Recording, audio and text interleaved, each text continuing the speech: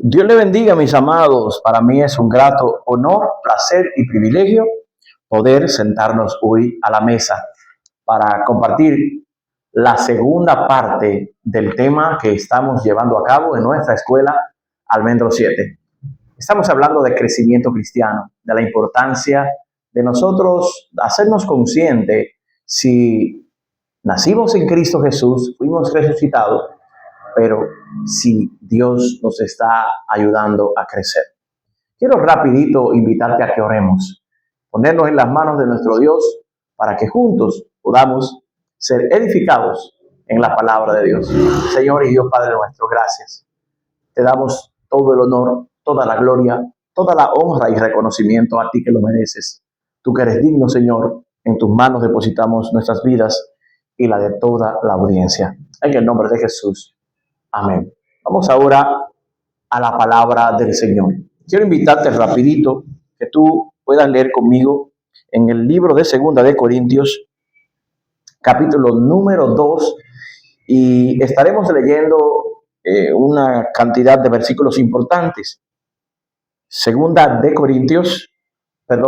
de Corintios, capítulo 2, versos del 1 al 13. Allí juntos podemos leer y la palabra del Señor nos enseña lo siguiente. Capítulo 2, Primera Corintios. Así que, hermanos, cuando fuimos a vosotros para anunciaros el testimonio de Dios, no fui con excelencia de palabras o de sabiduría, pues me propuse no saber entre vosotros cosa alguna, sino a Jesucristo y a este crucificado. Y estuve entre vosotros con debilidad y con mucho temor y temblor. Y ni mi palabra ni mi predicación fue con palabras persuasivas de humana sabiduría, sino con demostración del Espíritu y de poder, para que vuestra fe no esté fundada en la sabiduría de los hombres, sino en el poder de Dios. Leemos el verso 6, que lleva como encabezado la revelación por el Espíritu de Dios. Sin embargo, hablamos sabiduría entre los que han alcanzado madurez, y sabiduría no de este siglo, ni de los príncipes de este siglo que perecen, mas hablamos sabiduría en misterio, la sabiduría oculta, la cual Dios predestinó antes de los siglos para nuestra gloria, la que ninguno de los príncipes de este siglo conoció, porque si la hubiera conocido, nunca habrían crucificado al Señor de gloria. Antes bien, como está escrito, cosas que ojo no vio, ni oído oyó, ni han subido en corazón de hombre, son las que Dios ha preparado para los que le aman. Pero Dios nos las reveló a nosotros por el Espíritu, porque el Espíritu todo lo escudriña, aún lo profundo de Dios. Porque ¿quién de los hombres? Pregunta el verso 11. ¿Quién de los hombres sabe las cosas del hombre? Sino el espíritu del hombre que está en él. Así tampoco nadie conoció las cosas de Dios, sino el Espíritu de Dios. Y nosotros no hemos recibido el espíritu del mundo. ¿Para qué? Sino que el espíritu que proviene de Dios, para que sepamos lo que Dios nos ha concedido, lo cual también hablamos no con palabras enseñadas por sabiduría humana, sino con las que enseña el Espíritu, acomodando lo espiritual a lo espiritual. Pero el hombre natural no percibe las cosas que son del Espíritu de Dios, porque para él son locura y no las puede entender, porque se han de discernir espiritualmente. En cambio, el espiritual juzga todas las cosas, pero él no es juzgado de nadie. Porque ¿quién conoció la mente del Señor? ¿Quién la instruirá? Mas nosotros tenemos la mente de Cristo. Aquí me permití leer hasta el versículo 16 para poder utilizar como base fundamental los principios que nos muestran el capítulo que acabamos de considerar. Repito, Primera de Corintios, capítulo 2, verso 1 al 13. Aquí encontramos para nosotros la segunda parte de este tema sobre el crecimiento cristiano, titulado Tres clases de personas que existen en las iglesias y en el mundo. O sea, estas tres clases de personas que vamos a estar viendo aquí existen en el mundo y en la iglesia. Por consiguiente, es importante que tú y yo sepamos en qué punto nos encontramos. Vamos a definir en qué consiste la naturaleza y la función de cada una de estas personas y entonces, a su vez, saber nosotros ubicarnos donde nos encontramos. La primera persona que nosotros vamos a definir, no necesariamente esta se encuentra en un orden cronológico en el capítulo, pero vamos a discernir y vamos a definir la primera persona que se encuentra en el texto, y es la persona natural. ¿Qué es un hombre natural? ¿Qué es un individuo que opera en la naturaleza normal de ser creado por Dios? Su definición es la siguiente: la persona natural es una persona que tiene solamente o opera de manera almática. Su sustento, su vida se basa solo en el aliento. ¿Recuerdan Génesis capítulo 2? Cuando en el principio dice la escritura que y sopló Dios en el hombre aliento de vida y fue el hombre un ser viviente, un alma viviente. Pero más adelante veremos en la palabra que usted puede encontrar declaraciones como la que Cristo vino a ser para nosotros, espíritu vivificante. Entonces, esta persona natural se sustenta solo en el aliento de vida que Dios le sopló, en nuestra herencia mediante Adán, que recibimos, y el primer hombre que nosotros vimos como ser viviente fue él. Por ello, solo con el aliento de vida que Dios sopla, el primer hombre no tiene un espíritu regenerado. Aquí es importante saber acerca del principio de la regeneración espiritual. Cuando yo soy redimido por el Señor y en fe, yo he sido rescatado de los brazos de la muerte, de Satanás y de su imperio, yo paso de ser un hombre natural a un hombre que ha sido regenerado para constituirse. Más adelante lo que vamos a ver la definición de uno de los tres tipos de personas que existe, que es el hombre espiritual. Pero por tal razón, el hombre natural no tiene comunión con Dios. El hombre natural carece, le falta entendimiento de la palabra viva. Por ser natural, cuando escucha la Biblia, cuando la están predicando, no entiende. Para él es un mundo totalmente cerrado. Es como que él ha sido cegado porque opera en la naturalidad de su naturaleza, valga la redundancia. Puede ser, el hombre natural puede ser inteligente o no tan inteligente, y con su inteligencia o con su nivel de inteligencia puede recibir un conocimiento intelectual de la Biblia. Por esto es la importancia, mis amados, de nosotros saber si estamos creciendo espiritualmente. Si ya hemos pasado de la potestad de las tinieblas a ser posesión adquirida por Cristo para la gloria y la honra del Señor, de nuestro Padre que nos redimió a través de Jesús. Entonces, nosotros vemos aquí que por ser alguien que no opera en una naturaleza espiritual, no entiende las cosas del Espíritu. Conoce solo la letra, conoce solo el texto, puede discernir y decodificar la parte textual e intelectual de la Biblia, pero no puede tener acceso a la vida de Dios detrás de la letra. Por eso es importante que usted y yo sepamos si estamos operando en una mentalidad natural, porque el natural hace algo, y es que cuando tiene la Biblia en sus manos, la mira como un libro histórico, como un libro de consulta, como un libro de texto, de matemáticas, de sociología, de geografía, pero no accede a más allá de eso. Tremendo, ¿no?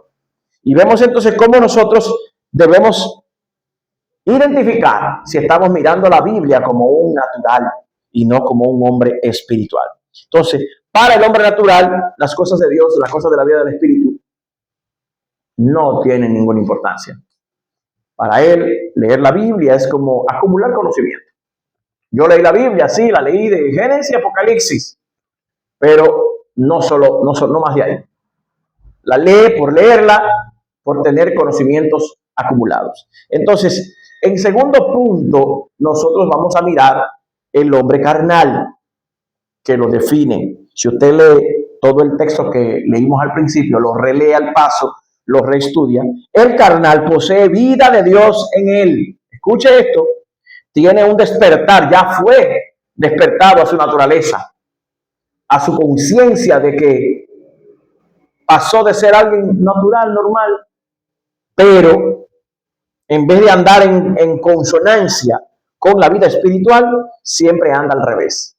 Este busca lo contrario, nunca se siente atraído a las cosas de Dios, siembra más para su carne. ¿Qué es la carne, pastor? Haciendo aquí un paréntesis, la carne es definida por Santiago en su carta como la concupiscencia, que en su desglose, concupiscencia no es más que ese deseo desenfrenado de pecar que todos poseemos como seres humanos. Es esa inclinación natural al mal. El proverbio lo dice de esta manera, el mal está ligado al corazón del muchacho. De todo ser humano está naturalmente, cuando es despertado a lo espiritual, si no alimenta el espíritu, entonces tiende a ser más propenso a actitudes carnales que a actitudes espirituales. Para ello, es importante que ahorita vamos a ver qué dice algunos versos bíblicos sobre las actitudes de la carne. Entonces, el carnal tiene deseos, emociones, porque su alma no ha sido justificada, pero no ha sido regenerado y prefiere andar según la carne. No tiene relación íntima con Dios directa y es incapaz de recibir revelación de la palabra viva de Dios. Vamos a mirar algo. El natural tiene una pared que no le permite entrar al acceso de la revelación de la palabra. El carnal sí tiene acceso, pero él prefiere no acceder a ella porque tiene miedo a ser confrontado. Y es importante saber, mis amados, que en nuestras congregaciones, en nuestras iglesias, tenemos personas que están batallando con la carne. Fueron despiertos espiritualmente, están congregándose, pero son más diligentes en la carne que en lo espiritual. Vamos a mirar qué nos dice el capítulo 5 de los Gálatas, Gálatas 5, 17 al 21. Dicho sea de paso, como siempre digo, solo de Gálatas pudiéramos dar una serie completa definiendo cada una de las cosas que vamos a leer ahora. Gálatas 5, 17 al 21. Dice, porque el deseo de la carne es contra el espíritu y el del espíritu contra la carne. Y estos se oponen entre sí para que no hagáis lo que quisierais. Vamos a leer hasta el 21. Para que no hagáis lo que quisierais. Pero si sois guiados por el espíritu, no estáis bajo la ley. Y manifiestas son las obras de la carne, que son adulterio, fornicación, inmundicia, lascivia, idolatría, hechicería, enemistades, pleitos, celos, iras, contiendas, disensiones, herejías, envidias, homicidios, borracheras, orgías y cosas semejantes a estas, acerca de las cuales os amonesto, como ya os lo he dicho antes, que los que practican tales cosas no heredarán el reino de Dios. Esto es muy confrontador. Yo te aconsejo que para tener una definición precisa, por causa de tiempo, siempre asesoro esto, busque en el link que le dejo en la caja de comentarios de la website www.bibliatodo.com. Usted toma este versículo, lo googlea y va sombreando y lo pone, lo copia y lo pega y ahí le van saliendo, si usted quiere ser un estudiante serio de la palabra, ahí le van saliendo las definiciones y un océano de posibilidades de cosas que son necesarias saber, identificar en nosotros. Que si yo estoy identificando en mí actitudes carnales como esta, entonces yo diga, no, espérate, yo tengo que salir de este fango. Yo tengo que salir de este atolladero. Por mi responsabilidad propia, yo tengo que tomar la decisión de decirle no a mi carnalidad y identificar en mí cuáles son las cualidades que están dándose de manera carnal y censurar. Efesios capítulo 4, verso 22 dice, en cuanto a la pasada manera de vivir, despojaos del viejo hombre. Ahí no te dice ni me dice a mí, Dios te va a quitar las cosas malas. No, tú tienes que despojarte. Yo tengo que despojar. Yo tengo que soltar las actitudes carnales. Debido a que la palabra del Señor nos enseña que es una labor de voluntad propia el rendir mi voluntad al señorío de Cristo. Ahí vamos preparando un poquito lo que es la próxima enseñanza del próximo viernes. Cristo en nosotros es la esperanza de gloria. Por ello, si leemos también ahí en Efesios, los versículos anteriores al que ya mencioné, Efesios capítulo 4, pero en el verso 17 al 21, vamos a ver lo que dice. Miren qué interesante. Dice, esto pues digo y requiero en el Señor, que ya no andéis como los otros gentiles, que andan en la vanidad de su mente, teniendo el entendimiento entenebrecido, ajenos de la vida de Dios por la ignorancia que en ellos hay, por la dureza de su corazón, los cuales después que perdieron toda sensibilidad, se entregaron a la lascivia para cometer con avidez toda clase de impureza. Mas vosotros no habéis aprendido así a Cristo, si en verdad le habéis oído y habéis sido por él enseñados, conforme a la verdad que está en Jesús. Entonces aquí veo el verso que les decía, en cuanto a la pasada manera de vivir, despojaos del viejo hombre, que está viciado conforme a los deseos engañosos, y renovaos en el espíritu de vuestra mente, y vestidos del nuevo hombre, creado según Dios, en la justicia y santidad de la verdad. Que es el ser carnal, la persona carnal, es lo que, o a lo que una de las cosas más deberíamos correrle rápido, de que salgamos de ese estado de carnalidad. Estamos llamados a salir del estado de naturalidad también, de ser simplemente gente natural, que respiran por respirar, que viven por vivir, comen por comer, viven, existen por existir. Tiene, como les recomendaba en una de las lecciones anteriores, a personas que usted conoce que no son cristianos, que tienen temor de Dios, que saben que Dios es real, dile, ven a escuchar esta clase, porque ya está bueno de tú limitarte al hecho de simplemente ser alguien natural y ya. Determínate a ser alguien espiritual. No te estanques en la vida carnal, porque el carnal, o el que sigue las inclinaciones de la carne, está sembrando para muerte eterna. Pero, no obstante, el espiritual, es el tipo de persona que yo tengo que luchar por ser y lograr alcanzar. Dice, de los tres que estamos definiendo, incluyéndolo, el espiritual evidencia que somos verdaderamente hijos de Dios.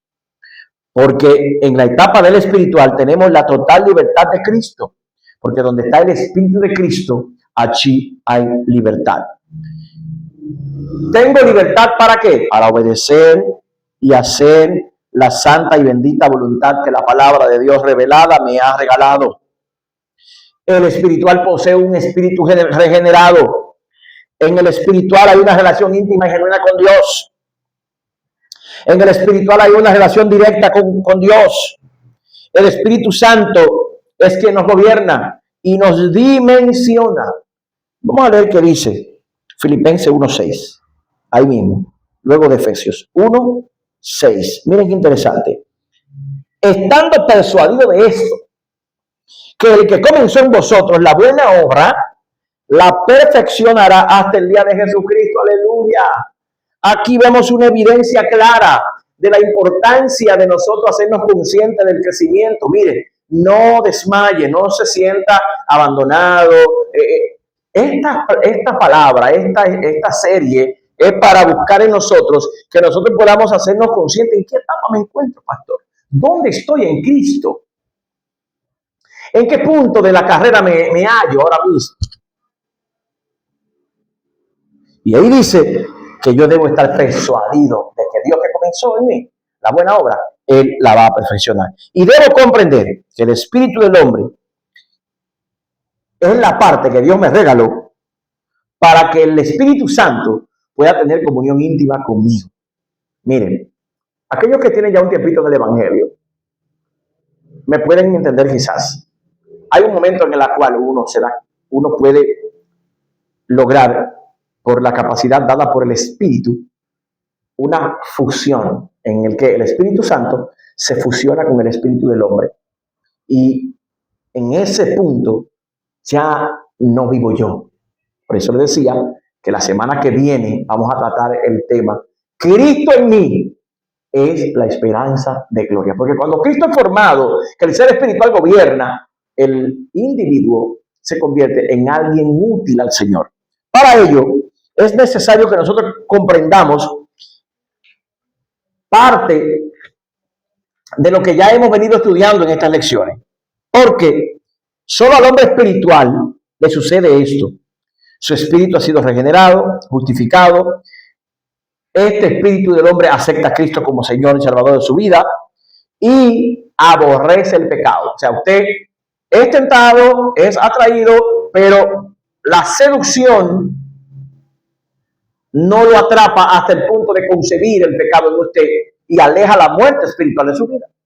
Por ello, el hombre natural que no puede percibir a Dios se va como un reo de condenación hacia las trampas del diablo, cayendo en una etapa de carnalidad. Pero el hombre espiritual que está despierto es el que entonces dice: no, aguántate, espera, yo no me voy a dejar engañar del diablo.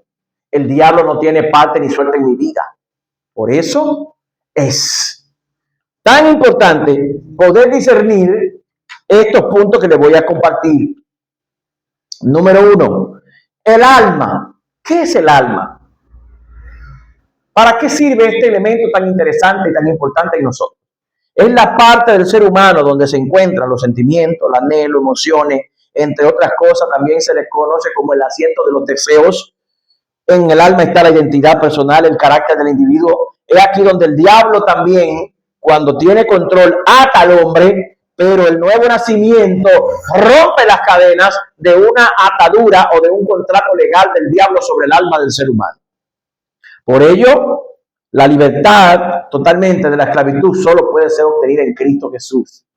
Anote allí, Gálatas 5:1 habla acerca de esa libertad que el Señor nos dio, de que nosotros no la negociemos con nada. Por eso, más adelante en el mismo capítulo, habla de la vida en el Espíritu, del fruto del Espíritu, que lo vamos a leer. El cuerpo es este armazón, este vehículo que el Señor nos ha regalado, y ahí dentro mora el alma y el Espíritu. Pero este cuerpo del creyente que está en Cristo también se constituye en el lugar donde el Espíritu Santo mora. Por eso hay que cuidar la forma como vestimos, por eso hay que cuidar lo que comemos, el ejercicio, por eso hay que cuidar la apariencia. No porque la apariencia lo sea todo, sino que Jesús se lo dijo a los fariseos. Fariseos ciegos, laven el plato por dentro y la limpieza interior del plato o del vaso se va a reflejar hacia afuera. O sea, ¿cuál es el llamado con esta lección de clase que estamos dando? Usted que está en la iglesia, en la que sea, si en su iglesia, en el lugar que usted se congrega, se enfocan más en que usted aparente ser cristiano, cuídese de ahí. Cuídese ahí y hable con su pastor, con su líder inmediato y dígale: mire, yo necesito crecer por dentro.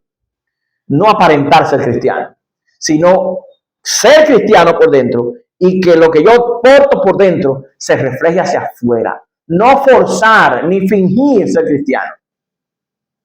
Porque cuando usted viene y se pone toda una indumentaria religiosa para aparentar que usted tiene, ¿verdad? Y no está mal que nos vistamos bien. Nosotros, por ejemplo, yo cuando te toca la ocasión, ministro en corbata, en saco o en chaqueta o en una ropa casual, pero eso no es lo que me hace ser cristiano. Mi corbata no es la que predica, ni mi saco, sino mi testimonio, mi vida es la que habla. de la transformación que en el Señor todavía estoy sufriendo. Desde hace tantos años he venido caminando guiado por Él para ser regenerado en su presencia. Entonces el cuerpo como almacén espiritual que Dios nos ha regalado sirve como el instrumento para manifestar a Cristo en esta tierra. Por ello es necesario nosotros entender que Primera de Corintios 6, 15 y 20 habla de que el Espíritu de Dios mora en nosotros y que nosotros somos templo del Espíritu Santo. Certifíquelo y ratifíquelo. Primera de Corintios 6, 15 al 20. Allí, léalo para que entonces usted pueda disfrutar de lo que dice en Romanos capítulo 12, versos 1 y 2. Allí nos habla, vamos a ver lo que dice Romanos. Permítame y se lo ratifico aquí. Romanos 12, verso 1 dice: así que, hermanos, os ruego por las misericordias de Dios que presentéis vuestros cuerpos en sacrificio vivo, santo, agradable a Dios, que es vuestro culto racional. Aleluya. No os conforméis a este siglo, sino transformaos por medio de la renovación de vuestro entendimiento, para que comprobéis cuál sea la buena voluntad de Dios, agradable y perfecta. Me voy a permitir, para no dejarlo de lado, que leamos, búsquelo allí conmigo y anótelo, 1 Corintios 6:15. Vamos a leerlo, por favor. Vaya conmigo. 1 Corintios 6:15. Vamos a ver qué regalo más interesante, ya que estamos cerca allí de el texto. Dice: ¿no sabéis que vuestros cuerpos son miembros de Cristo? Repito, ¿no sabéis que vuestros cuerpos son miembros de Cristo? ¿Quitaré pues los miembros de Cristo y los haré miembros de una ramera? De ningún modo. ¿O no sabéis que el que se une con una ramera en un cuerpo con ella, es un cuerpo con ella, perdón? Porque dice, los dos serán una sola carne. Pero el que se une al Señor, un espíritu es con el Señor. Huid de la fornicación. Cualquier otro pecado que el hombre cometa está fuera del cuerpo, mas el que fornica contra su propio cuerpo peca. ¿O ignoráis que vuestro cuerpo es templo del Espíritu Santo, el cual está en vosotros, el cual tenéis de Dios, y que no sois vuestros? Porque habéis sido comprados por precio. Glorificad a Dios en vuestro cuerpo y vuestro espíritu, los cuales son de Dios. Aleluya. Qué tremendo versículo. Este verso nos recuerda que no nos pertenecemos, que le pertenecemos al Señor. Y por ello debemos comprender que la parábola que Lucas 8, 5 al 15, mi parábola favorita, Lucas 8, 5 al 15, yo puedo hablar de esta parábola diario con cualquier persona. O sea, no porque yo tenga el conocimiento total, sino que me emociona esta parábola. Siento anhelo, deseo en mi corazón de hablar esta parábola, porque siento que en esta parábola hay un misterio revelado para aquel que de verdad quiera agradar a Dios, donde hay 4 tipos de terrenos: el religioso, el junto a la piedra, el espinoso y el buena tierra. Entonces, esto nos enseña que la buena semilla no tiene ningún problema. O sea, la semilla es íntegra, es buenísima, pero la semilla buena reaccionará al terreno que la recibe. Aleluya. Agarra esa palabra. Diga conmigo y escriba en la caja de comentarios: la palabra de Dios, que es buena semilla, dará resultados conforme a la tierra en la que caiga. Por ello, un hombre natural no posee la capacidad de hacer que la palabra de Dios germine. Un hombre carnal mata la palabra, y un hombre espiritual hace que la palabra cumpla de manera poderosa todo lo que Dios ha determinado con ella. Por eso es necesario que nosotros podamos estar conscientes y plenos, en certidumbre de fe, de en qué punto es en el cual yo me encuentro. Revisa: ¿eres natural, eres carnal o eres espiritual? Con esta pregunta yo dejo sobre la mesa la propuesta de reunirnos la próxima semana en el tema final de esta serie, cuyo título será Cristo en nosotros, la esperanza de gloria. Espero que haya sido edificado en esta tu escuela Almendro 7. Sigue nuestras informaciones, sigue nuestras redes, y si deseas aportar, sembrar en nosotros, ahí están los medios para que nos ayude a que más personas reciban esta palabra. Tu aporte voluntario nos hará crecer. Dios te bendiga, Dios te guarde, y será hasta la próxima semana. Yo soy tu hermano y amigo, el pastor Jason Martínez, y para mí es un grato honor y privilegio el poder servir la mesa que el Señor nos ha entregado para poner delante de ti. Gracias y paz, y nos vemos en la próxima lección.